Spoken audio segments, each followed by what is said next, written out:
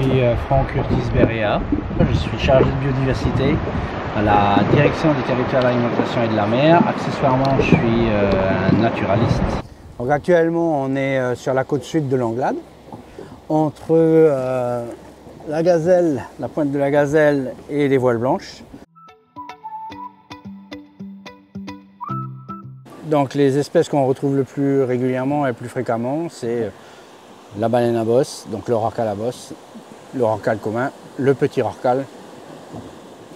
Les autres sont beaucoup plus sensibles au bruit, donc c'est beaucoup plus difficile de les observer. Mais on sait qu'ils sont là parce que les hydrophones, donc des microphones qui sont immergés sous l'eau, nous permettent de savoir, attester de leur présence quasi à l'année longue et en permanence. Chez les plus petits cétacés, donc on va retrouver de façon commune le globicéphale, l'orque évidemment, le globicéphale, les différents dauphins, donc dauphins à flanc blanc, à bec blanc et dauphins communs.